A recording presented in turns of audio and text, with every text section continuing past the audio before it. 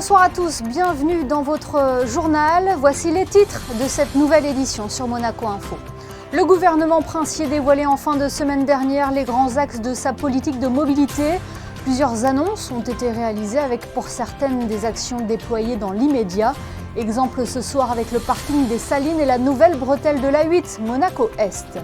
C'est l'un des tournois de terre battue les plus anciens au monde. Le Rolex Monte Carlo Masters aura lieu cette année du 6 au 14 avril. Son directeur David Massé sera notre invité ce soir. Nous recevrons également dans ce JT l'abbé Christian Venard, avec qui nous parlerons du temps du carême qui a débuté hier, jour du mercredi des cendres.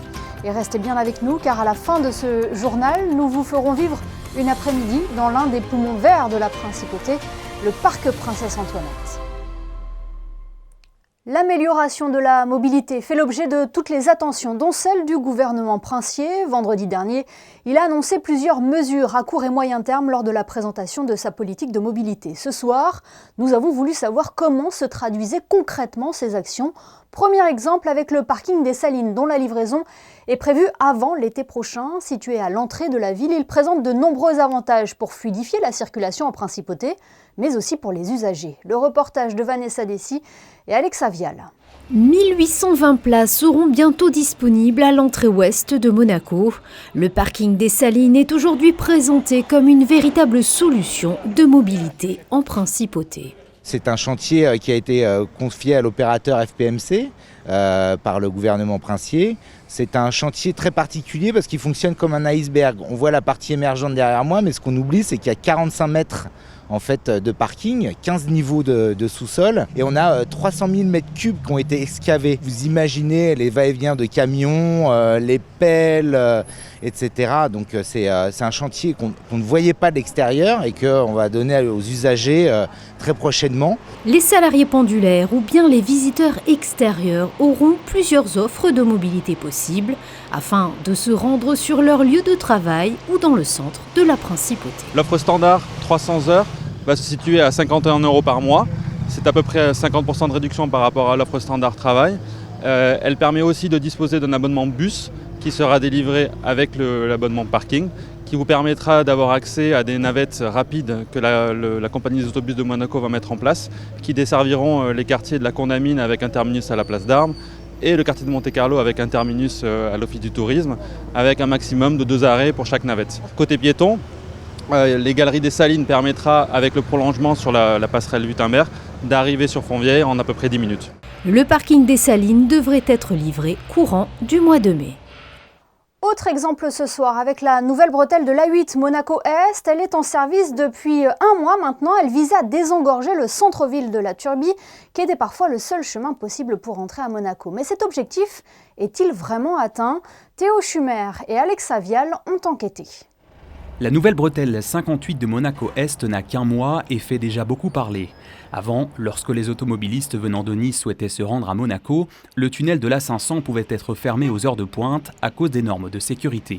Aujourd'hui, la nouvelle bretelle permet d'offrir un troisième accès vers la principauté, une bonne solution selon certains automobilistes de passage dans le centre-ville. Le matin, moi je vais à la Turbie de temps en temps et c'est vrai que depuis 2-3 semaines, ça roule beaucoup mieux. Ouais. Surtout au niveau de tout ce qui est sorti du péage.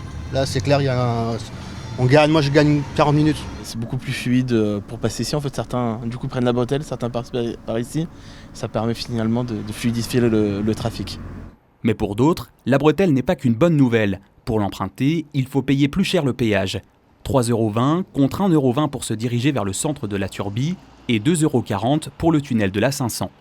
Sans compter le déplacement géographique des perturbations. Ici, on paye le même prix qu'à Menton pour arriver au rond-point. Autant que je passe par ici. Hein. Ça reste bouché, ouais. Parce qu'il y a beaucoup de monde qui viennent à travailler à Monaco, c'est pour ça. Mais, par contre, justement, moi, avant, j'avais pas d'embouteillage et maintenant, j'ai d'embouteillage. J'ai senti changement pour passer. Mais arrivé à la bretelle, on se rend compte. Alors, il faut laisser passer une voiture. Sinon, le bouchon. Du côté des commerçants, en revanche, les avis sont plus unanimes. La diminution du passage sur l'artère centrale de la Turbie n'a pas fait baisser la fréquentation des principales boutiques, comme chez ce marchand de journaux. On ne constate pas forcément de gros changements. Voilà, dans ce sens-là, je vois, si vous voulez, moins de voitures qui se cumulent au niveau des bouchons le matin, mais en termes de fréquentation, après, c'est resté à peu près identique à ce que j'avais moi auparavant. Donc c'est pour les clients, surtout en voiture, que ça a fait du mieux. Le problème est donc en partie résolu, mais pour tenter d'améliorer davantage les conditions de circulation, le maire de la Turbie, Jean-Jacques Raffaellet, a demandé à ce que soit installé un carrefour giratoire à Beau-Soleil. Et cette bretelle de l'A8 Monaco-Est va pouvoir prouver toute son utilité au mois d'avril quand le Monte Carlo Country Club accueillera le Rolex Monte Carlo Masters, un événement qui attire de nombreux spectateurs des pays voisins pour pouvoir voir les meilleurs joueurs au monde sur la terre battue monégasque. Aujourd'hui, le directeur du tournoi a réuni la presse pour présenter l'édition 2024. Il est en duplex avec nous. Bonsoir David Massé. Bonsoir. Encore une fois, c'est une belle édition qui s'annonce sur les terrains du Monte Carlo Country Club. Oui, on espère bien. On a tout pour que ce soit une belle édition. On avance de billetterie sur 30% au jour. Donc on attend beaucoup de spectateurs. Plus que 130 000 pour l'instant et on attend. J'espère qu'on va atteindre le même nombre qu'on avait en 2023. Le tournoi de l'an dernier aura été un grand succès, comme toutes les autres éditions d'ailleurs. Et qu'est-ce qui contribue au succès du tournoi selon vous ? C'est un grand travail d'équipe, donc on fait tout, on travaille l'année pour le 9 jours de tournoi. On croise les doigts pour la météo, on ne sait jamais. C'est vraiment, ça c'est notre point. On a comme un tournoi à l'extérieur, on compte beaucoup sur le grand soleil que normalement on a sur le Côte d'Azur. Donc on croise les doigts que c'est le cas aussi. Et le meilleur joueur au monde qui vient. Donc, et là, on a beaucoup de chance avec Jannik Sinner. C'est un joueur qui est déjà demi-finaliste à Monte Carlo en 2023 et il vient de gagner l'Open Australie. Il est en grande forme. Lui, mais par contre, on a tous les joueurs qu'on peut attendre. Le numéro 1 Novak Djokovic et vraiment le reste des joueurs. Donc, c'est un grand tableau comme chaque année. On va annoncer la liste de joueurs le 12 mars. Donc, pour l'instant, c'est juste, on prévient qu'on a le meilleur joueur au monde, comme d'habitude. Succès au niveau de l'affluence, mais aussi au niveau de la retransmission. C'est un événement qui est largement suivi à la télévision et sur les réseaux. Oui, tout à fait. On avait, en 2023, on avait atteint une audience de 205 millions de gens. Donc ça, c'est aussi le réseau inclus, les réseaux sociaux inclus. Mais c'est important pour nous pour penser à la fois à nos spectateurs sur le site, mais le réseau que nous avons le monde entier.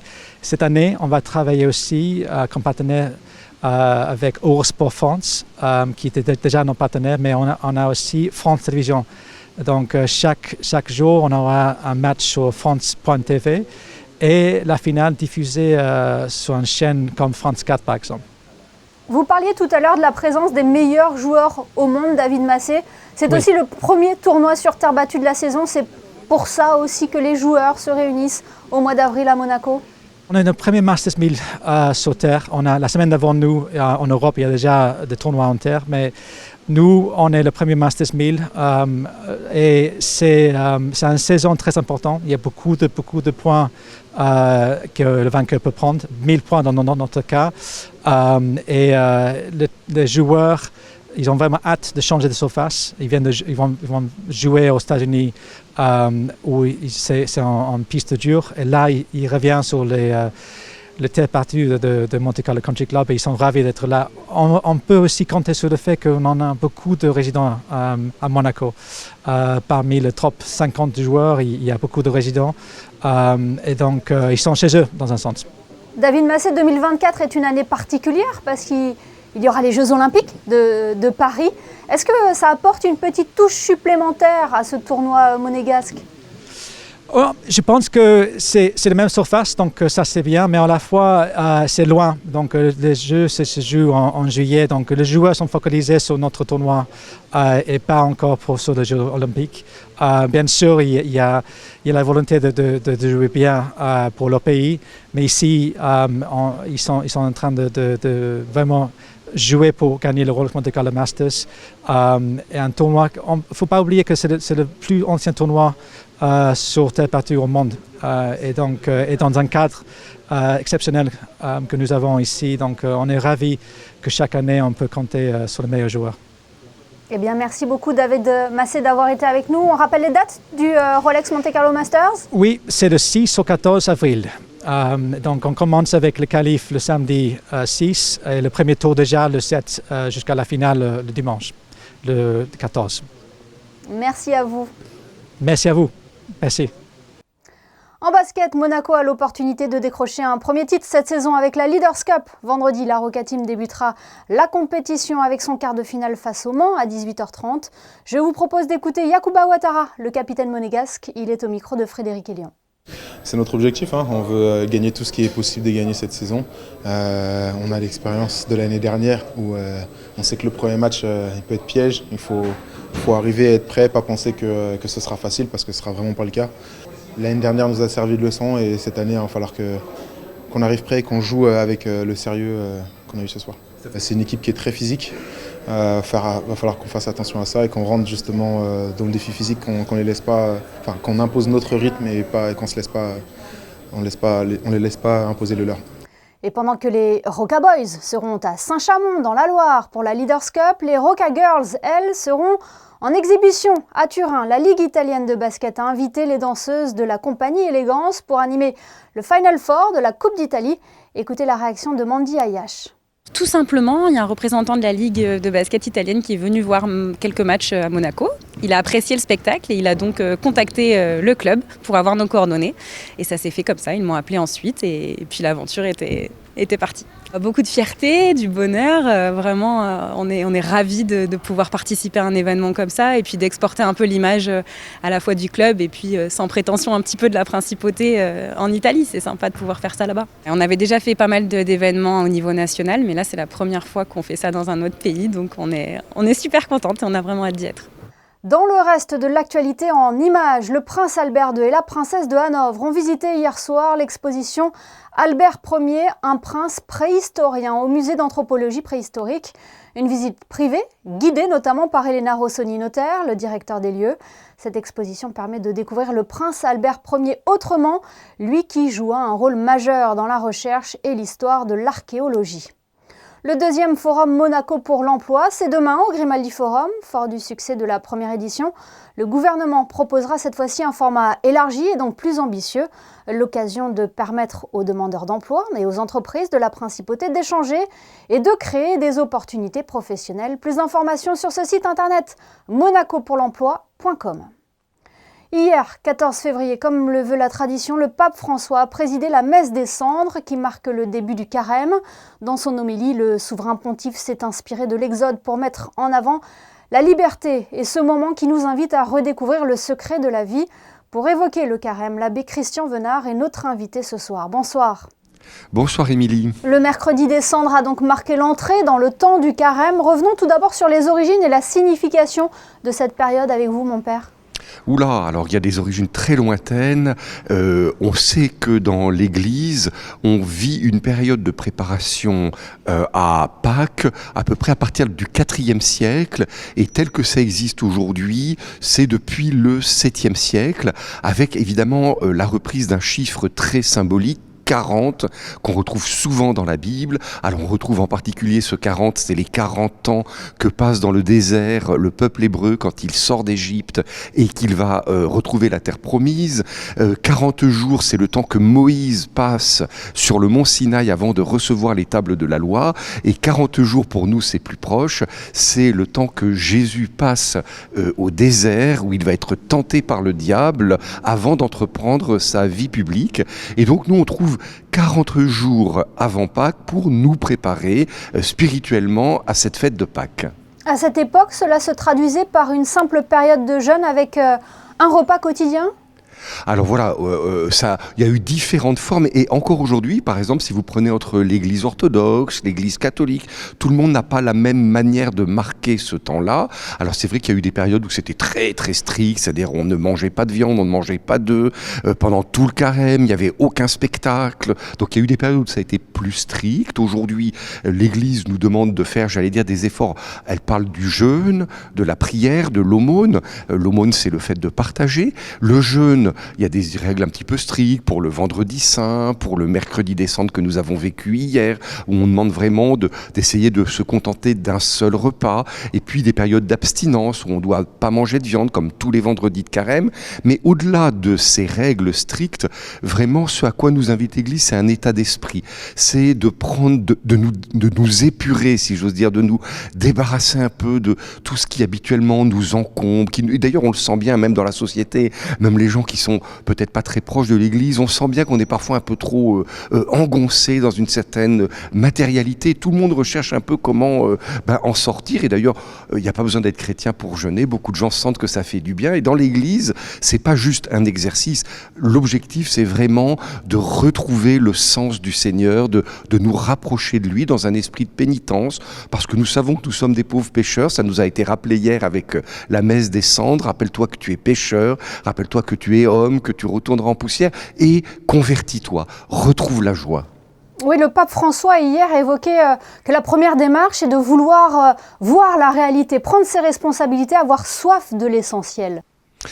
Oui, absolument. On est dans un monde, en tout cas je parle au moins pour le monde occidental, où on est, pour reprendre l'expression de Blaise Pascal, le grand philosophe français du XVIIe siècle, on est toujours au balcon, on est en train de regarder ce qui se passe. Et on est sur un média, on sait bien nous, gens de médias, ce que ça veut dire. Et c'est vrai qu'il y a un besoin peut-être de se recentrer vers l'essentiel, et c'est ce à quoi nous invite le carême, en prenant plus de temps pour la prière, en allant peut-être plus régulièrement à la messe, en écoutant la parole de Dieu. Et par exemple la question du jeûne, qui peut être aussi, on peut jeûner aussi de séries télévisées, on peut jeûner de jeux informatiques, on peut jeûner de concerts, que sais-je. C'est une manière de retrouver peut-être une forme de plus grande liberté. C'est ce que représente cette période de carême pour les fidèles, mon père ? Je crois que c'est pour chacun de nous, pour les fidèles, c'est vraiment à chaque fois aussi, c'est une période d'espérance. Chaque année, c'est l'occasion de se dire, je peux quand même faire mieux, je peux quand même dans le domaine de la sainteté, des vertus, de la prière, du partage avec les autres. Je dois bien être capable de faire un peu mieux. Et ce qui est extraordinaire, c'est que le Seigneur vient nous retrouver. Si nous avons ce désir dans notre cœur, peut-être que nous ne ferons pas un carême parfait, si vous voulez. Parfois, on fait la comparaison avec vous savez, en début d'année, on prend des tas de bonnes résolutions, cette année. Et c'est vrai qu'au début du carême, parfois, on se donne des tas de résolutions qu'on va plus ou moins atteindre. Mais il y a un chemin qui s'est fait en nous. Il y a une source qui a retrouvé un petit peu de vigueur pour redonner à notre vie intérieure plus de force. Et comme vous l'avez dit, c'est un temps qui nous prépare à la fête de Pâques. Merci infiniment, Christian Venard, d'avoir été notre invité ce soir pour évoquer cette période de carême. Merci. Merci à vous, Émilie, et bon et saint carême à tous ceux qui le souhaitent. C'est l'un des poumons verts de la principauté, un incontournable de Monaco, le parc Princesse Antoinette. Un lieu très apprécié des enfants pour ses nombreux espaces d'activité qui ont pour certains la particularité d'être aussi écologiques et éducatifs. Théo Schumer et Alexa Vial ont y passé un après-midi. Lorsque l'école est terminée, pour certains, c'est direction le parc Princesse Antoinette. Pour s'amuser ou pour rêvasser, tout le monde trouve de quoi se changer les idées. Sur 1,5 hectare de terrain, il y a les valeurs sûres, la balançoire, le bac à sable ou les grands classiques comme le foot ou le basketball. Tandis qu'un peu plus loin, c'est la mini-ferme qui séduit aussi les plus petits. Tu as vu les poules et les canards ? Ça vous plaît de venir ici ? Oui, c'est un endroit très agréable. Depuis la naissance d'Anaïs, on vient très régulièrement ici. Et pour moi, c'est le poumon vert de Monaco. Un endroit très sympathique pour les enfants et même pour les adultes. C'est pédagogique en plus. Tout à fait. Beaucoup de choses à leur disposition, que ce soit au niveau des jeux, des balançoires, des animaux. C'est très agréable pour eux. Pédagogique, c'est l'autre fonction de cet espace animalier, notamment grâce au chef des jardiniers. Il en a fait son propre terrain de jeu et regarde l'enclos se remplir depuis maintenant presque 20 ans. Donc avant, on avait des brebis et des chèvres. Et après, par la suite, on a eu on va dire un peu les animaux de basse cour, donc lapins, poules, canards et les cochons d'Inde qui sont arrivés un petit peu plus tard. Donc on a un coq aussi qui tous les matins nous rappelle qu'il faut aller bosser, quoi. Là, cette année, on ne l'a pas fait encore, mais avec l'école des Révoirs, donc on a des ateliers pédagogiques, donc en fonction du planning que l'on a et du programme, quoi. Donc on les sensibilise donc, à la mini-ferme, donc à l'entretien, au nourrissage des animaux, même au toucher des animaux et aussi à la sécurité par rapport aux animaux. Pour nourrir en partie la petite ferme, justement, le parc a trouvé une solution écologique, les composteurs. Le marché de la Condamine vient y déposer ses invendus, les animaux mangent les fruits et légumes et le reste est composté. L'école des Révoirs, à proximité du parc, lui apporte aussi les restes de la cantine qui sont compatibles avec le compost. Et ce qui n'est pas mangé est transformé en terre, puis utilisé pour le potager. Un autre endroit où, là encore, il y a de quoi sensibiliser les enfants. Tout le monde peut mettre la main à la terre. Donc en fait, on fait un atelier donc plantation de fruits ou légumes. Donc quand c'est, on va dire, janvier, on plante les pommes de terre. Donc la démarche, c'est toujours pareil. On fait travailler un petit peu les enfants donc avec une mini-pelle pour un petit plantoir pour essayer de creuser, de mettre la pomme de terre en leur expliquant donc, le temps qu'il faut attendre avant de pouvoir consommer la pomme de terre. Et pareil au printemps, donc tout ce qui est tomates, poivrons, aubergines, tout ça. Là aussi, on fait la même démarche. C'est vrai que ça, c'est quand même les ateliers comme ça, les enfants, ils apprécient. Ils apprécient et ils jouent le jeu aussi, quoi. En toutes circonstances, le parc Princesse Antoinette et ses originalités restent toujours très appréciés des enfants comme des adultes, mais toujours sous le contrôle attentif de Léon, la petite mascotte, depuis 10 ans. Il est temps à présent de découvrir les prévisions météo avec vous, Alban Gingembre. Bonsoir Alban, quelle est la tendance pour la journée de vendredi ? Bonsoir Émilie, bonsoir à tous. Demain, le ciel sera chargé de nuages toute la journée avec de courtes éclaircies. La pluie n'est toutefois pas attendue. Les températures varieront de 9 à 13 degrés. Et en ce vendredi 16 février, nous fêterons les Juliennes. Merci Alban et merci à vous pour votre fidélité au JT de Monaco Info. On referme cette édition avec la visite privée du prince Albert II et de la princesse de Hanovre à l'exposition Albert Ier, un prince préhistorien au musée d'anthropologie préhistorique. Les photos sont signées ce soir Axel Bastello du Palais Princier. Demain, retrouvez Yannick de Bever pour votre journal. Excellente fin de semaine à tous sur Monaco Info.